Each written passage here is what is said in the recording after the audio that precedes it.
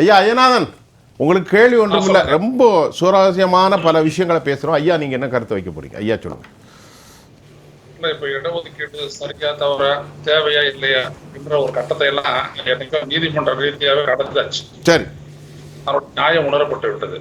இப்ப தேவை என்ன அப்படின்னம்னா, இந்த இடஒதுக்கீடு சமூக நீதியை அனைத்து சமூகங்களும் பயன்பெறும் வகையில் சரியாக கொண்டு செல்ல வேண்டும் என்றால், அப்பொழுது மக்கள் தொகையில் இருக்கக்கூடிய பல்வேறு பிரிவினரினுடைய எண்ணிக்கை, அவர்களுடைய கல்வி ரீதியாக சமூக ரீதியாக பிற்படுத்தப்பட்ட தன்மை, இவைகள் முதலில் கணக்கிடப்பட வேண்டும். கணக்கிடப்பட்டா தான் அவங்களுக்கு அந்த மாதிரி ஒரு இடஒதுக்கீடு அப்படின்ற ஒன்றுக்கு உரியவர்களா இல்லையா அப்படின்றத தெளிவா கண்டுபிடிக்க முடியும். அதுதான் இன்னைக்கு நீதிமன்றம் வச்சிருக்கக்கூடியது. குறிப்பா கடைசியா இந்திய உச்ச நீதிமன்றம் தமிழக அரசனுடைய 10.5 விழுக்காடு இடஒதுக்கீடு அந்த சட்டத்தை நிராகரிக்கும் போது சொன்னது என்னவென்றால், உங்களுக்கு முதல்ல டேட்டா வேணும், நீங்க காட்டுறதெல்லாம் ஆன்டிகேட்டட் டேட்டா. எனவே நீங்க புதுசான தரவுகள் வேணும், கரண்ட் இப்ப இருக்க தரவுகள் வேணும். அந்த தரவுகளில் படி எண்ணிக்கை அல்ல, ஒரு பிற்படுத்தப்பட்ட தன்மைக்கு அதுக்கு ஏற்ற அந்த ஒதுக்கீடு தான் கொடுக்க முடியும் அப்படின்னு சொல்லிட்டு தெளிவா சொல்லியிருக்கு. அது ஒரு அடிப்படை இருக்கும் பொழுது ஒன்றிய அரசு சாதிவாரி கணக்கெடுப்பை, மக்கள் தொகை கணக்கெடுப்பை தான் எடுத்தாக வேண்டும். அது தொடர்ந்து மறுக்கிறது.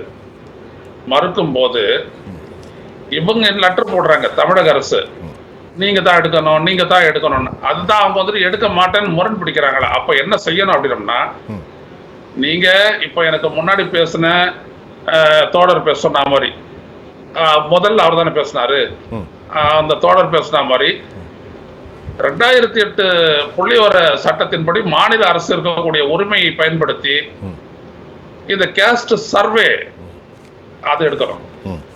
அதை எடுக்கும் போது நீதிமன்றம், ஒருவேளை உச்ச நீதிமன்றம் நீ எடுக்க முடியாது, இதை தவறுன்னு சொன்னா, அதே உச்ச நீதிமன்றத்தினுடைய தீர்ப்பை எடுத்து காட்டி, நீங்க தானே டேட்டாவை கேட்குறீங்க, இந்த டேட்டாவை கொடுக்கறதுக்கு இந்திய ஒன்றிய அரசு கணக்கெடுப்பு செய்ய தயாரா இல்லை, அப்போ இந்த மாநில அரசுக்கு இருக்கக்கூடிய என்ன வழி அப்படின்னு கேட்கலாம்.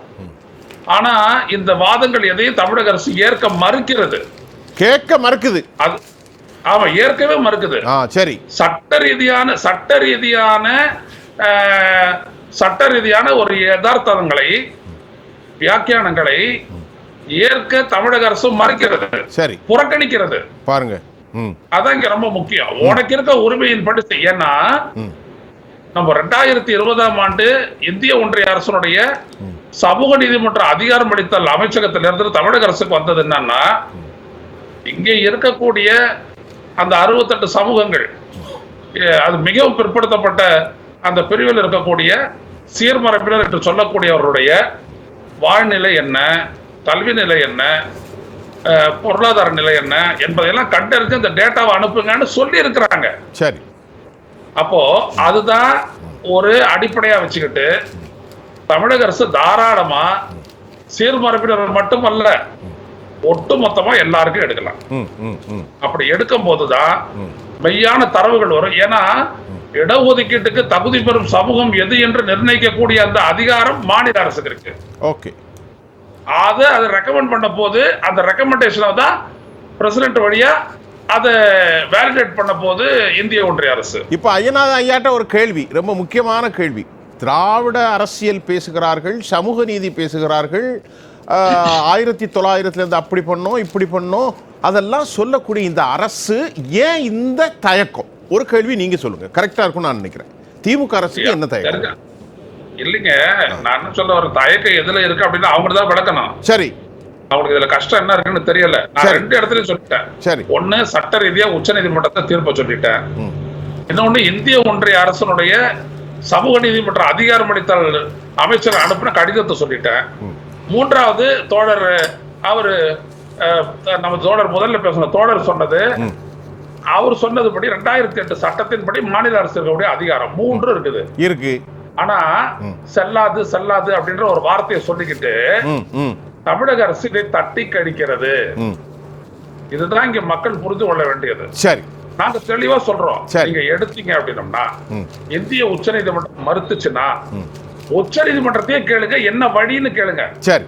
அப்ப உச்சநீதிமன்றத்துக்கு 2 ஆப்ஷன் தான் இருக்கும். ஒண்ணு, இந்த ஸ்டாட்டிஸ்டிக்ஸ் சர்வே எடுக்கிறதுக்கான அந்த சட்டத்தின்படி எடுன்னு சொல்லணும். ஆமா. இல்ல ஒன்றிய அரசுக்கு சாதிவாரி கணக்கெடுப்பை எடு அப்படின்னு சொல்லி உத்தரவு பிறப்பிக்க முடியும். இது 2 தான் இருக்கு. ஏன்னா செஞ்சாகணும்ல. ஆமா, செஞ்சாகணும்ல. ஏன்னா இடஒதுக்கீடு வந்து தப்புன்னு சொல்ல முடியாது, அதெல்லாம் முடிஞ்சு போச்சு. சரி, அதெல்லாம் முடிஞ்சு போச்சு. அப்போ இதைத்தான் திரு பொன் வில்சன் அவர்கள் ஆரம்பத்திலேயே வந்துட்டு சொல்லும் போது அந்த சட்டத்தை குறிப்பிட்டு அவர் பேசினார். அது ரொம்ப வரவேற்கத்தக்க ஒரு விடயம். அப்போ இந்த அடிப்படையில தமிழக அரசு எடுக்க தயங்குகிறது என்றால் அதுக்கான அரசியல் காரணங்கள், சட்ட காரணங்கள் என்ன என்பதை அது விளக்க வேண்டும். விளக்காமலேயே கடிதம் எழுதுவது மக்களை ஏமாற்றுவது ஆகும்.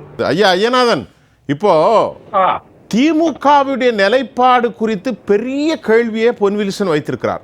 நீங்க என்ன சொல்றீங்க? அல்லது இப்ப நம்ம தலைப்புல நீங்க சொல்ல வேண்டிய கருத்தை வைங்க.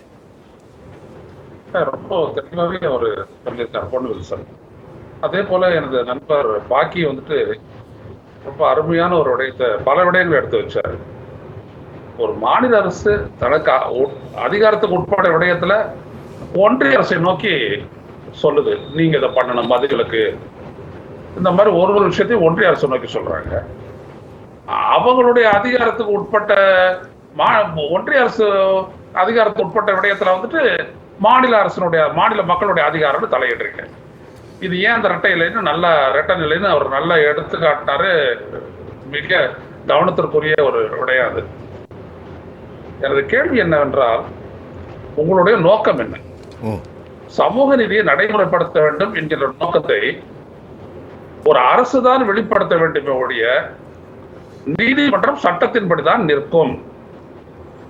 இப்ப திரு பாக்கி அவர்கள் சொன்னாரு, I won't recommend, we won't recommend, or we won't direct the central government, union government to take caste census. ஒன்னு சொல்றேன், இப்ப இந்த இடம் இருக்கு இல்லைங்களா, இப்போ நானும் சரி பொன் வில்சன் சுட்டி காட்டி அந்த இடத்த நீங்க எடுத்துக்கங்க. 10.5 ஒதுக்கீடை வந்துட்டு மறுக்கும் போது, அந்த சட்டத்தை மறுக்கும் போது இந்திய உச்ச நீதிமன்றம் டேட்டாவை வந்துட்டு ஃப்ரெஷ் டேட்டா வேணும்னு சொல்லிச்சு. எப்படி எடுக்கிறது சொல்லுங்க. இதுதான் சொல்லுவாரு, நீங்க எடுத்துட்டு உச்ச நீதிமன்றம் கேட்டுச்சா இதையே சொல்லுங்கன்ற. அப்ப உச்ச நீதிமன்றத்துக்கு ஆப்ஷன் வேற ஒண்ணும் இல்ல. ஒண்ணு, கேஸ்ட் சர்வே எடுத்து அதை நீ நடைமுறைப்படுத்து செல்லுன்னு சொல்லணும். இல்ல, it should have to give a direction under the constitution to the central government. அவ்வளவுதான். சோ ஒரு பாலிசி டிசிஷன் மேல வந்துட்டு சென்சஸை பொறுத்த வரைக்கும் பாலிசி டிசிஷன் கிடையாது, அது டைரக்டிவ். அது கட்டாயம் செஞ்சு ஆகணும் இந்திய ஒன்றிய அரசு. நீங்க உள்ளபடியே சமூக நீதி கொடுக்கறது தான் அக்கறை. இப்ப பிற்படுத்தப்பட்டோர், தாழ்த்தப்பட்டோர், பழங்குடியின மக்கள் இவர்களோடு நின்று விடவில்லை. பொருளாதார ரீதியாக பிற்படுத்தப்பட்டவர்கள் என்று முன்னேறிய வகுப்பினர்களுக்கும் கொடுக்குறீங்க. அப்போ ஸ்டாட்டிஸ்டிக்ஸ் எடுக்கிறதுல உங்களுக்கு என்ன கஷ்டம்? எப்படி அது மட்டும் கொடுத்தீங்க, அது மட்டும் ஏற்கப்பட்டது அப்படின்ற ஒரு கேள்விய தமிழக அரசே கேட்கல. நீங்க ஒரு இப்ப இந்த மாதிரி நிறைய வழக்குகளை வந்துட்டு ஐயா ராமதாஸ் போட்டிருக்காரு. 1000 இருந்தாலும் நிறைய சட்ட போராட்டம் நடத்துறது அவருதான்.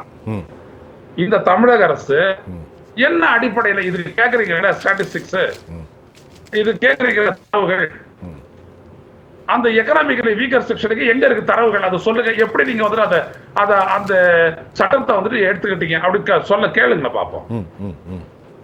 அது செய்ய மாட்டேங்கிறாங்க. அப்போ என்னன்னா, ஒரு தழுவல் நடுவல் போக்குல வந்து தமிழக அரசு போறது புரியுதா இல்லையா? நாங்க எதிர்க்கிற மாதிரி காட்டிக்குவோம், ஆனா எதிர்க்கல. நாங்க சமூக நீதியை பேசுவோம், ஆனா எங்க பொறுப்பு இல்ல. இது என்ன விதமான அரசியல், என்ன விதமான பொறுப்புணர்வு? இதைத்தான் நாங்கள் கண்டிக்கிறோம். நீங்க இந்த மக்களுக்கான அரசு என்றால் கண்டிப்பா இந்த சர்வேயை எடுத்துட்டு இதற்கான நியாயத்தை நீதிமன்றத்தில் எடுத்து வையுங்கள். கண்டிப்பா கண்டிப்பா கண்டிப்பா. சொல்லுங்க ஐயா. ஆமா, முதல்ல இந்த 5% தாண்டக்கூடாது, 49.5 தான் தாண்டக்கூடாதுன்னு சொல்றாருல்ல. அப்ப அந்த 10% எக்கனாமிக்கலி வீக்கர் செக்ஷனை சேர்த்தா எவ்வளவு வருது?